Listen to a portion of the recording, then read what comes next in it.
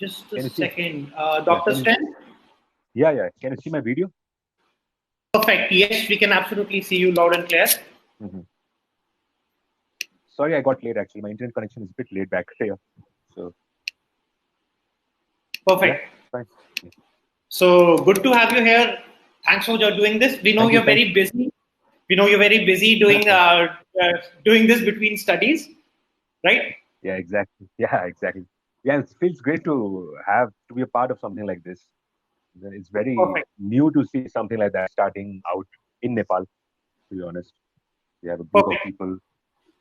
So I believe a lot of people here already know you, but why don't you just give us a brief introduction of who you are? And guys, if whatever language you want us to speak in, English, Nepali, Mhm. just let us know whether and Dr. Mohit can shift accordingly, or Dr. So just tell us a little about just speak a mixture of English and Nepali, I believe. So just tell us a little Sure. bit about yourself and how you became one of the most famous names in the fitness circuit of Nepal. Thank you. Thank you. I'm not one of the famous names or something like that. I'm just a moderate guy. So I'm most of the people know me, I guess, who are here. So my name is Dr. Mohit Kalki. So I'm a MBBS graduate from Kathmandu Medical College. So I graduated in the year 2017. So and I've been into lifting, nutrition, and stuff since the last 8 and 9 years. It's been 8 to 9 years. So I started when I was in the first year of my medical college. Just a moment, I'll just shift the screen. Can you just go, just mix, Mhm. speak between English and Nepali? Hazır, hazır. हुन्छ. Sure, sure. So just wait, मेरो yeah. So I started out 8 to 9 years back. अनि मान्छेलाई थाहा छ मैले त्यसरी नै start गरेँ हो भनेर. So then med school, busy with studies. You see right now I'm busy with studies as well. So I'm preparing for my master's अहिले. So त्यसरी start भयो fitness journey. Just wanted to get fit basically. अनि त्यसपछि अब got into this lifting habit. It's been didn't think of competing like where I am right now. Like I didn't think I would even compete like 8 9 years back. But everything happened. It just kept on rolling, and then started competing in bodybuilding. Did bodybuilding for 2 years, then shifted to powerlifting right now. Won the nationals last year in Nepal. So was supposed to compete internationally last year, but studies happened, didn't happen. Was planning to compete this year, but again, you know this. Everyone knows the scenario, really. So, so that's pretty sad right now, to be honest, that we're stuck in our homes, and it gave us an opportunity to produce something like this. That we have a summit, health summit here, and we can share all this information and knowledge to a larger audience, actually. So there you go. That's my story. Nothing else. I think you have a. Can you see the chat, Dr. Mohit? Can you see the chat? If you're on your phone, you just have to swipe right. Yeah. So there's a question. I believe we can first answer that question because, Okay. and then we can move on. So, are all those other questions for me, or No. So just the last one, जो Mr. Pema Sherpa का जो question है, that one. दाइ तपाईँको फिटमेल प्रोको diet plan chart बनाउँदा कति पैसा? The thing is, he's asking about. Actually, I started my own meal prep company. We and a bunch of other guys. So we started one of its kind meal prep company in Nepal. So and right now I'm not looking over it at all. So to be honest, you have to contact the guys at Fit Meal Pro. Go to the Instagram, text them, and they will tell you the details of everything. And I'm associated with them, but I'm busy with my work right now to focus on that. So it's better Perfect. you go to the Instagram and ask them questions. Perfect. So tell us about. I think let's get started. Low carb diet may a lot of people have questions that low carb diet may. How do I make sure that my performance doesn't get affected? Because जो traditional knowledge है that says कि before gym, before working out, you need to load up on your calories. You need to you need to have a lot of heavy carb meal. So Yeah. do you agree with that knowledge? Do you agree with that traditional wisdom first of all? Yeah, to some, like, to start with, we need to understand the basics of it, right? So where did that knowledge come from in the first place? So we need to understand the energy systems of our body, like how do we use the energy in our body, from the food we eat, or the energy that is stored in our body into our workouts, right? So let's say talking about the energy system, I think people know about ATP. Have you heard about ATP? Anyone? You can just click it in the chat. Like I will be using some. I'm quite sure नहीं पता होगा. Why don't you just go ahead and tell us? Oh Yeah. wow, we have a very knowledgeable audience here. Very, yeah. very impressed. Please, sir, the best diet plan to lose weight, which can be easily. Okay, so I was talking about the energy system, right? So we have three energy systems in our body, and so this energy system is determined according to the workouts you perform. So let's say someone is into powerlifting and weightlifting like I am, right? So I'm doing heavy movements for low reps. So in that system, I'll be using mainly glycogen and the creatine phosphate system. So we have three systems to begin with. So we have the creatine phosphate system, the CP, ATP CP system. Secondly, we use the glycogen system. And thirdly, we tap onto the fat sources, right? So the first system which I talked about, the CP system, it's for exercise which you perform for very short duration. So let's say around 4 to 8 seconds of exercise, right?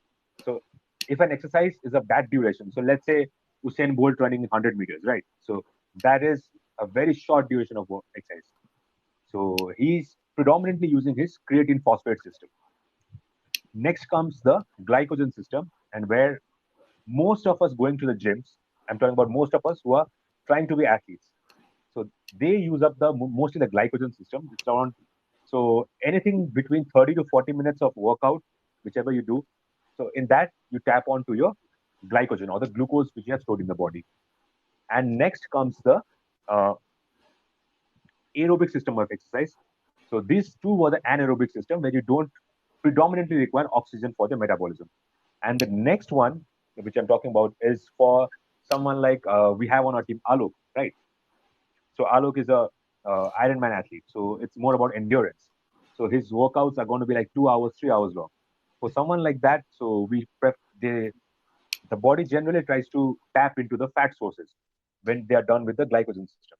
So first of all, as you said that most of us, I think we generally train in the low to moderate range of intensity, to be honest. I'm not downplaying anyone or just trying to say, but we, whenever we say the benefits of high carb diet, or all the studies that we see, it's only on elite athletes, right? So that's around 1% of the population that we're talking about. So, uh, hello. Okay. So म के भन्छु म नेपालीमै भन्छु या We can hear you. Yeah, go on. या सो नेपालीमै भन्छु भन्दाखेरि अब when you're trying to let's say I'm talking about elite athletes, right? So I'm talking about sports. So if you're into sports, if you're into like just moderate gymming, I think you can go on a low carb diet, but you have to be smart about when do you implement those low carb diet. So what's the problem with I see with the low carb diet is, or keto diet, as people try to say it. People think that low carb diet is keto diet, but not necessarily. Okay, so before any diet, any dietary protocol you apply to fuel your workouts or to fuel your body. So you need to understand the basic principles of making a dietary plan, right? So with low carbs diet, first of all comes the calories. So I think you should be very precise about how much calories your body needs before just jumping into a low carb diet or in a keto diet. So after deciding the amount of calories you need, and then you need to understand why are you doing a low carb diet first. Is it because to decrease the level of body fat in your body, or secondly because of if you want to do a weight cut, if you want to lose fat?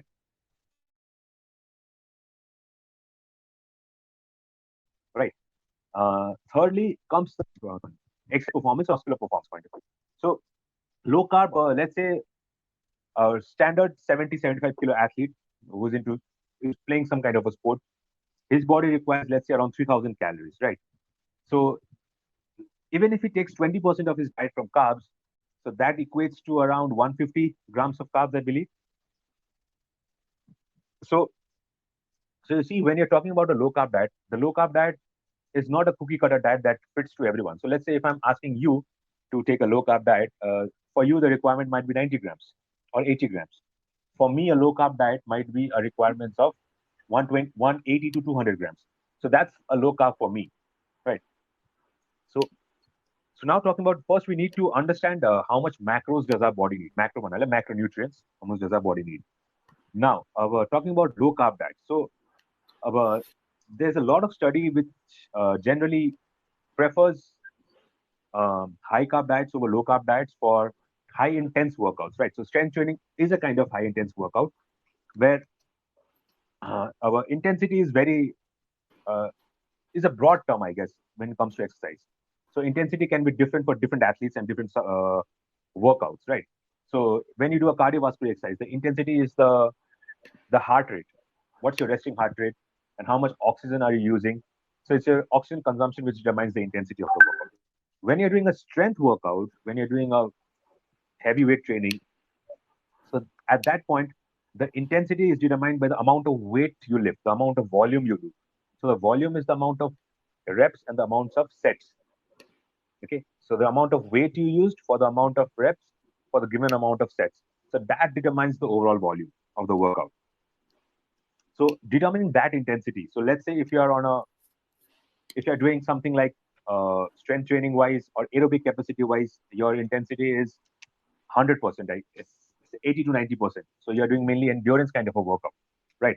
So for that, I would suggest a low carb diet is pretty beneficial for them because, as I said in the beginning, that you have three energy systems, right? So when someone like a endurance athlete or someone who's, let's say, who runs a marathon or is into Ironman or those ultra runners, we got. So those who are into endurance-based sports, I think for them, there's a certain point up to which your body can utilize the glycogen that you have stored inside your body, right? Our glycogen bandhari, the stored form of glucose in your body. So there's a certain limit to it. So after that, you will hit a wall, and then there's a tendency of your body will naturally tend. It's not like you won't be able to push through it, but your body will have a tendency to get stuck at it, and then slowly it will tap onto the fat sources, right? So, but if you're following a low carb diet, you're eventually going to reach that level of intensity of workout in your workout after a certain period of time. So if you're used to a low carb diet and you predominantly have fats in your diet, so you can easily tap into those energy sources to have a more sustained release of energy throughout the workout.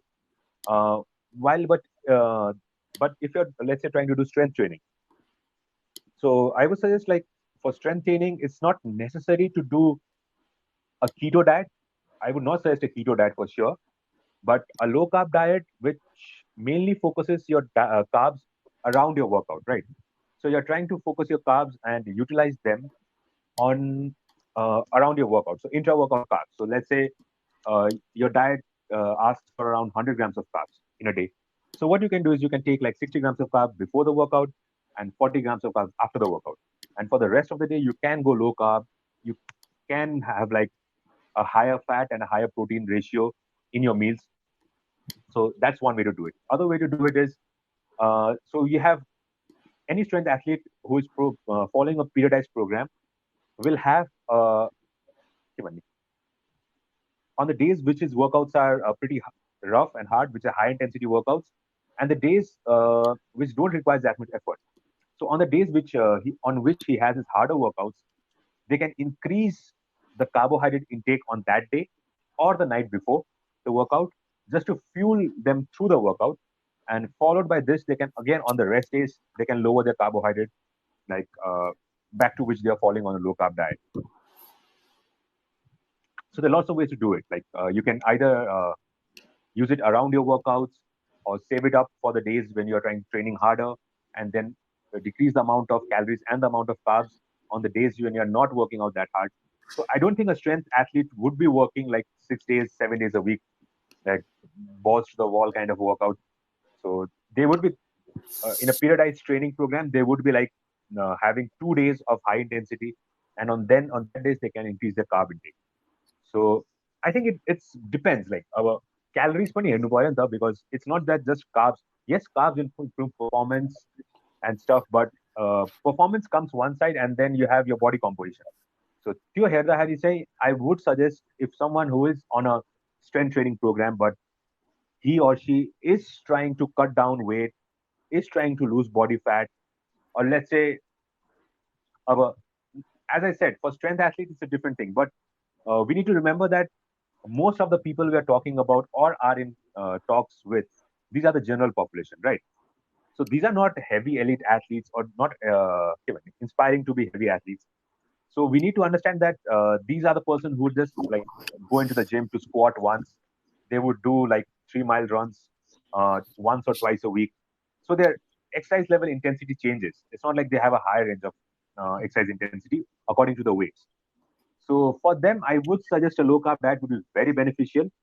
But if you're trying to lose weight and follow a low carb diet, it's not like you just need to decrease the carbs and eat whatever amount of fat and protein you want to. You need to follow a calorie range first. So you need to understand how much your body needs in the first place and then divide the macronutrient accordingly. Right.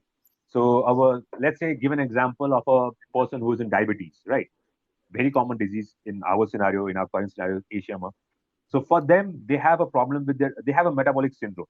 So they will have insulin insensitivity, and then also they will also have high levels of triglyceride levels in the body, right? So their uh, LDL will be low when you do the blood testing, and their the LDL will be high, their triglyceride will be high, and their HDL will be low, which is the good cholesterol.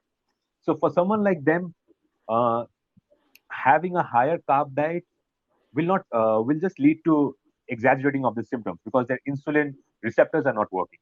So in that case, I would suggest following a low carb diet or keto diet just to sensitize the insulin receptors, and following a low carb diet, of course, in a calorie restricted state, so that they eventually use that fat as a body fuel, which what happens in a keto diet, right? So they go into ketosis. So, but to be honest, low carb diet, say I would ask people to do it.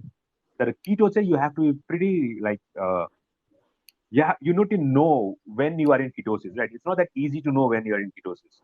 So it's very hard to tell when you're ketosis. Ketosis company, you have to follow certain protocol. Like let's say ketosis only happens after 3 days, 4 days, depending on the person's body size, of course, and 3 days of following a diet. And ketosis doesn't mean that like, people have this misconception that low carb diet is a keto diet. No, keto diet is a diet where 70 to 75% of the calories comes from fats.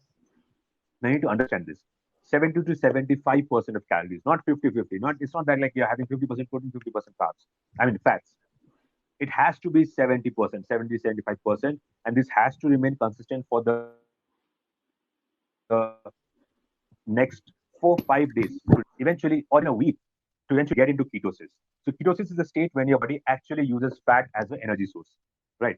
But you need certain amount of glucose for your brain function because your brain cannot function on ketones. Your body would, but your brain cannot function on ketones.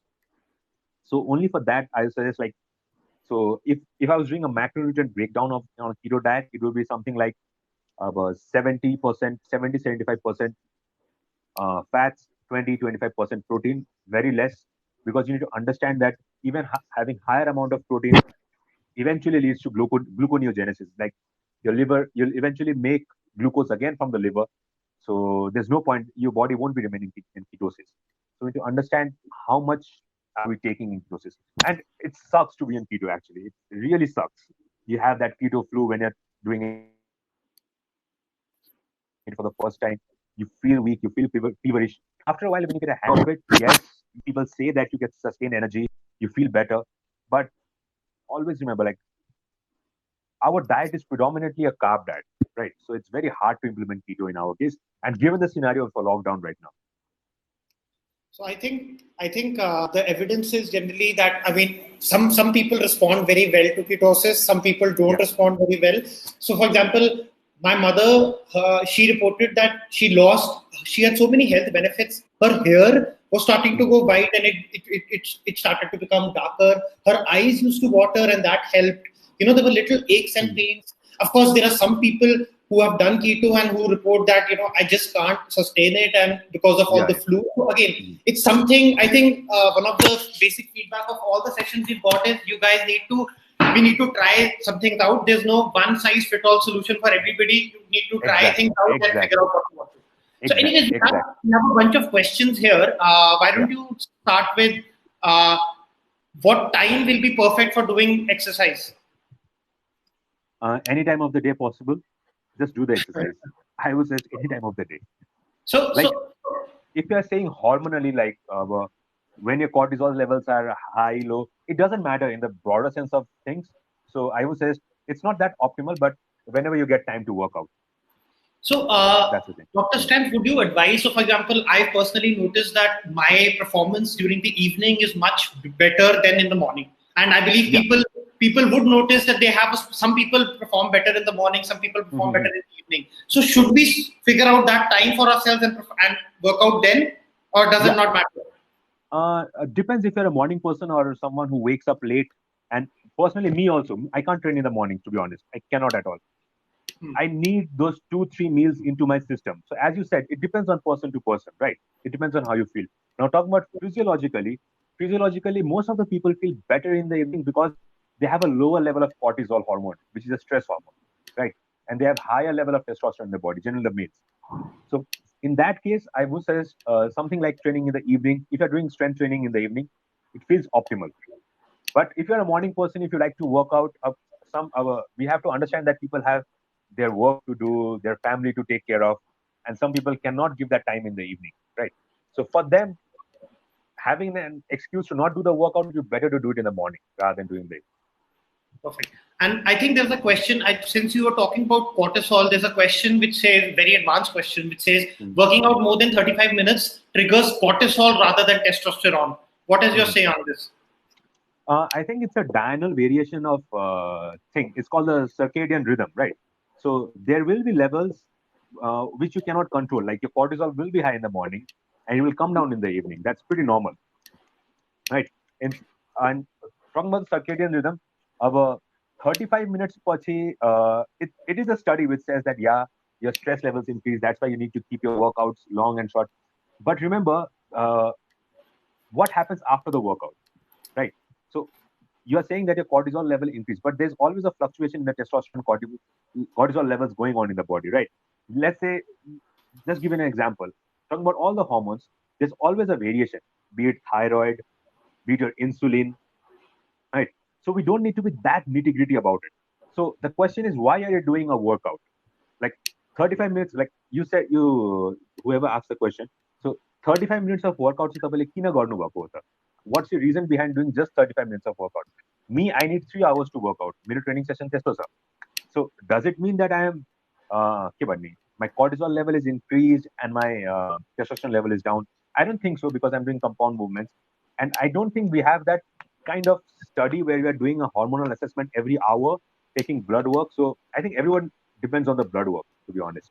We cannot be that precise with things. And another thing I think I would like to say here is that there's a misconception that one hormone has one function. So we think that cortisol is just the stress hormone, oxytocin is just the love hormone. Cortisol does a lot of other things in the body as well, as Dr. Mohit will tell you. So again, I mean, it's not such an easy thing, and they can definitely not be a precise thing for one person, individual. 35 minutes, they cannot be one marker for everybody, for sure. Exactly. Yeah, no, we need to understand that body works in a rhythm, right? There's always a rhythm behind everything. So when your cortisol is increasing, your testosterone is going down. It's natural. When your testosterone is increasing at some time of the day, your cortisol is going down. Same happens with the thyroid. I think thyroid is the hormone which controls most of the metabolism. I think people don't talk about that at all. I think that's your main mediator of metabolism. So, yeah. So next question: are you conducting this meet from India? Yes. Yes. So, Dr. I'll answer that question later. Dr. Strength is in India right now, and so am I. Which time? So there's is rice harmful to eat daily? No ways. It's the best form of carbohydrate, I think, for me. Right? I'm talking about me. So it depends on about what kind of taste you have. You don't have to be worried about the insulin levels or stuff like that. So, of course, if you are on a diabetic side, if you have that pre-diabetic workup, I would suggest something like a complex carbohydrate to add into your diet. Right. So if you can If you have no other option, then carbs. There's no need to eliminate rice in the first place. There's no need to eliminate rice, right? So people think of a diet as an extreme thing. So it's not about, they forget about counting the portions, but they focus on just excluding one food source at all. So I think there should be a holistic approach to it. So rather than just cutting out the carbs, try to limit your rice intake if possible. And why are you doing that rice to limit that rice intake? So this is a very vague question. Like I need the whole term to the whole scenario to understand. Like we cannot just randomly say one thing, right? So I think it depends on person to person, client to client. Yeah. Great. I think I think an important thing to if you do want to have rice, and if you have the same rice with some proteins and some fats and then some salad, then that really reduces the impact on your blood sugar level. So that's also something probably that they could do. But on what context was that question asked? Because understanding that the insulin levels as well is a pretty complex scenario, because when you talk about rice, people talk about the glycemic index, but people eventually forget about the glycemic load. That we don't just have a bowl of rice. We are having like pulses, we're having some sort of fats, we're having some sort of proteins. So eventually the glycemic load matters rather than just the glycemic index of food. So as you said, not elevating the blood sugar and all that stuff. But I think when you're talking from an athletic point of view, there are some points when you need those insulin, when you need those spike of insulin just to push the nutrients inside yourself.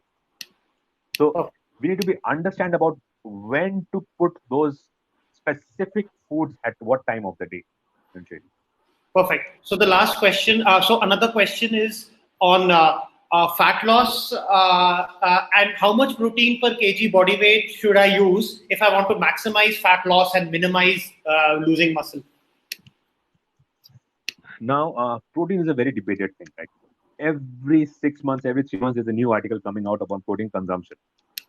So I'm telling you a latest article, right? People will find it disturbed. Like people will find it like weird that I'm saying that, but they found out that even in elite athletes right now, they had a study done which said that generally we have a saying that 1 gram per pound body weight when you're trying to maintain muscle or maintain muscle while on a cut, minimum should be that.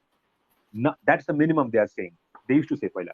Right now there's a study which says 0.6 to 0.8 gram per pound is the maximum for a strength and elite level athlete. So I think in a way, protein has been a macronutrient which has been like, it's pretty debatable. So I wouldn't suggest going above 1 gram per pound. So that's around, so when you like your weight in pound and the amount of protein you take, it's 1 pound of your body weight. 1 gram for 1 pound of the body weight. I don't think you need to go even higher than that by any means. That's the upper limit for me. So let me, I think understand. I think his question might have been, if I'm doing half a gram per kg of body weight, will I lose muscle mass? Especially if I am exercising or if I'm not exercising? Yeah. So depends. First of all, the question depends on how much calories are you taking in, right? Right. Not just on the protein. So first we have to start with the calories. So always start with the calories first. Then see what is your goals. His goals or his or her goals is body recomposition, right? So body recomposition, protein is needed to preserve that muscle. Yes, we get it. But you need to understand just having protein won't do it, because you don't want to use that protein as an energy source.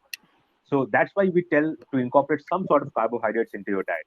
So that carbohydrate has a muscle sparing effect on the body, right? So you will store those proteins and rather use it for rebuilding those muscles.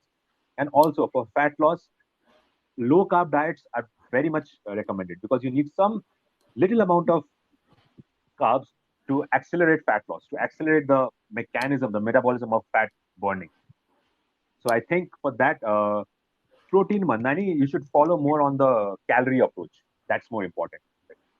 And yes, I think at 1 gram, unless you're doing like 3 hours, 4 hours of workouts in a day, high intense, I guess he or she is not doing such kind of workouts. So I don't think you need more protein than that. Great. So question is, how do we calculate our body composition? There are machines for that. Is there a way to do that without machines? You get calipers. You get skin thickness calipers. That's available in most of the gyms. So what you do is you do a 7-fold skin thickness measurement. So you measure the subcutaneous layer of fat at 7 regions. So let's say your upper back, your triceps, your biceps, your quads, your back, your gluteal region, and then you take an average of it. The best possible way would be a DEXA scan, but we don't have DEXA scan in Nepal by any means. So the closest we have is a skin thickness fold caliper, but there's a biasness to it, right? So it's like there's a way how we measure it, and it changes from person to person. So let's say if I'm measuring someone's body fat, and next year another person is measuring the same body fat, there's a different ways where you measure. So I think there's a different के भन्ने अब बायस आउने धेरै तरिका हुन्छ कि त्यसमा चाहिँ बायस भन्नाले चाहिँ there's difference of values at different checkings even if the body fat is same. But how much does that vary? I mean, is the variation something a normal person should be concerned about? I mean, if it's a variation of 1 decimal point, then that doesn't really matter for us, does it? 2 decimal points. Yeah, let's say if you're talking about standard deviation, it's around less than 1 standard deviation of what. If people understand what standard deviation is, I'm talking about. Sorry.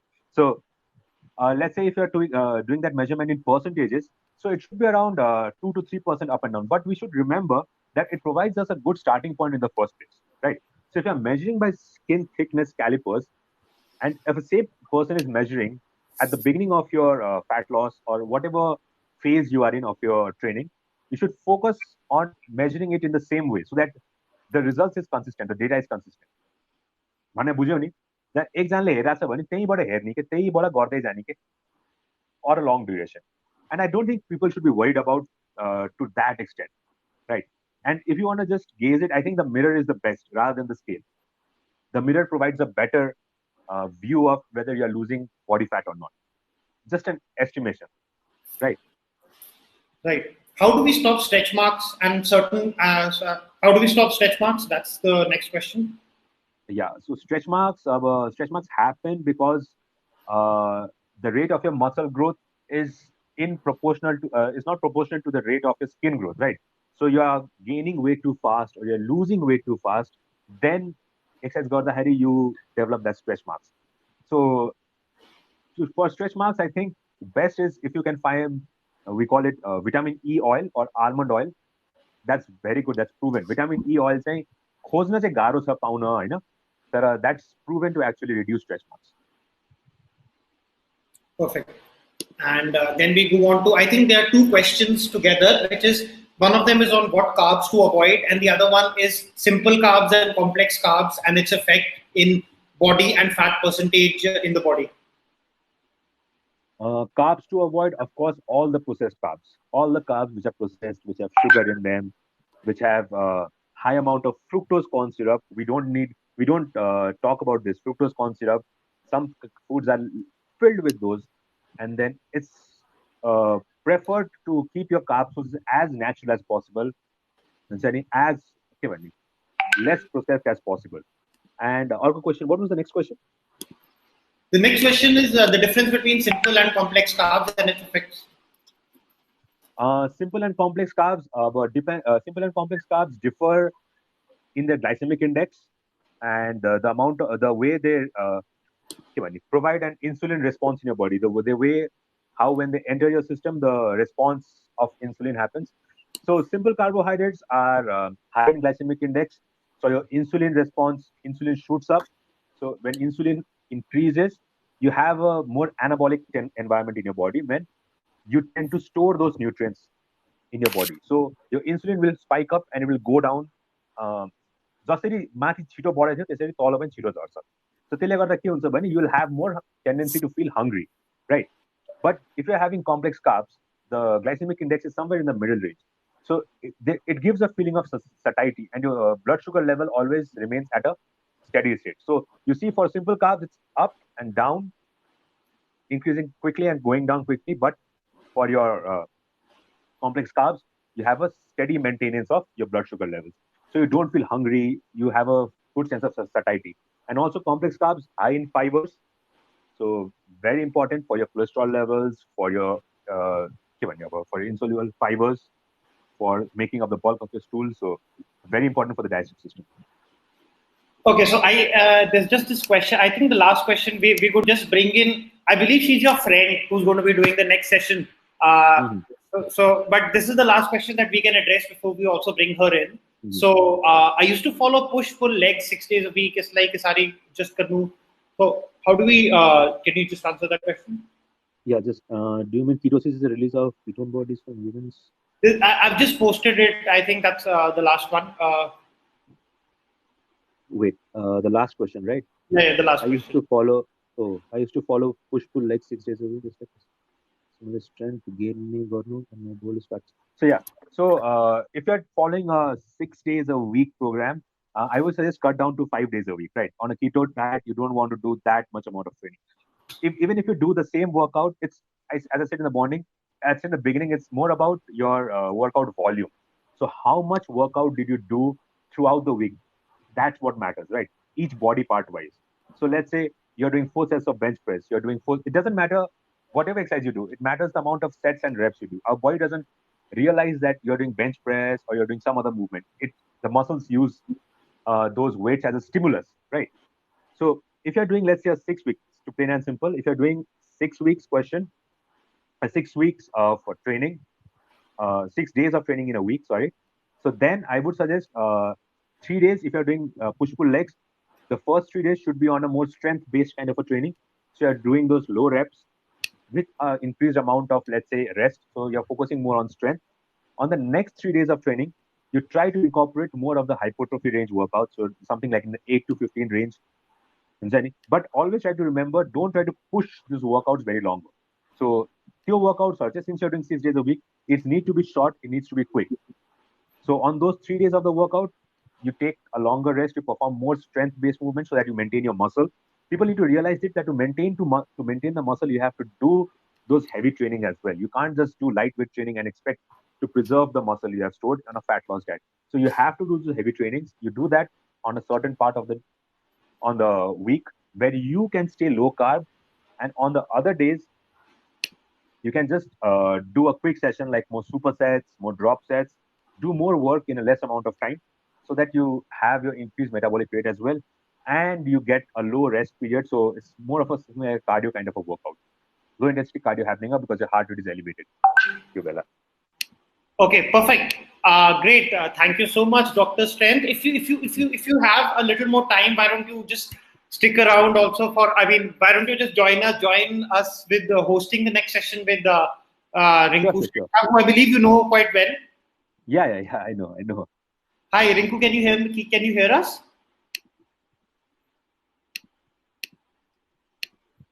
Uh, just give us a second, guys. She's just going to be joining us. Hi, Rinku. Can you hear us now?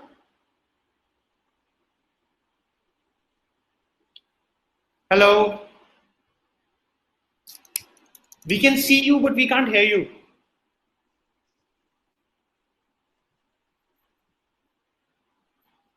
Wait a second. Yeah.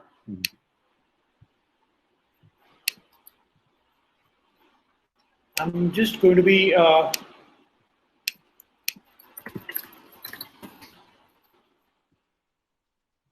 Can you just?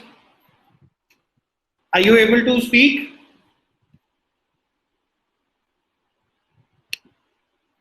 Okay, we just by the time we happens, there's a question on thyroid. Dr. Sten, can you just answer a question on how thyroid patients can lose weight? In the meanwhile, I'll just try and sort this out. Yeah, thyroid patient, first to lose weight, you need to keep a check on your thyroid levels. So having regular thyroid checkup 6 weeks, 6 weeks or 3 months, in that duration, something in the middle. So see your thyroid levels first. See where is the issue. Like, is it about thyroid को medicine पुगे है ना कि so dosage of the medicine matters, right? And then so first is that issue, and then later on, I think about people who are let's say patients of hypothyroidism. So they have a tendency not to lose the weight, right? So you need to understand that there is a point, there's high chances that you will plateau in your weight loss. Happens with everyone. On thyroid, it's very hard to follow on people of hypothyroid patients to get them on a fat loss diet. So what we need to do is, Theo Belachi, we need to go down on calories. We need to go down on calories. I'm telling you, it's pretty hard to do it, and it feels like pretty hard to sustain that diet. But you have to go below whatever a normal person who doesn't have thyroid would do. So you have to go a bit low on calories, and then trying to increase your strength training. That would help as well, I guess. So you're trying to do the factors which would increase your metabolism in the first place. Great. Okay. We'll just also go in. There was another question about how. Okay, there was something about diabetes and keto diet, which we will be addressing tomorrow. There will be a session especially for that. There's one question: if you run regularly, then is it a good idea to run in the evening? For cardiovascular, I guess I would search in the morning. You're trying to run. You're trying to Why run. I is that? search in the morning. Why is that? No. To be honest, as I said it before, it doesn't matter. It's the micro differences which matter, right? So as you said, you do cardio training, but you are used to training in the morning. So my preference of view is not from a scientific point of view, but I think it gets your day to a better start running early in the morning. Mm-hmm.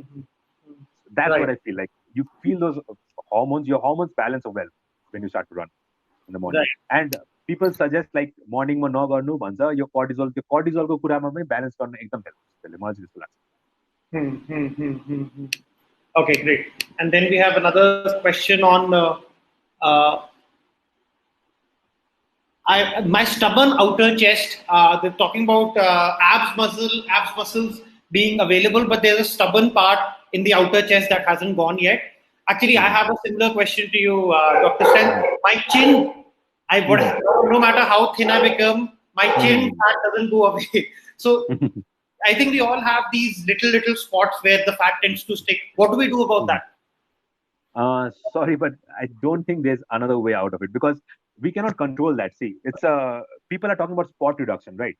So let's say मलाई दुब्लाउनु छ, they say I need to lose body fat, मलाई दुब्लाउनु छ, then मेरो गाला घट्नु भएन, right? So I cannot control that fact. That's your body's physiological system to lose fat.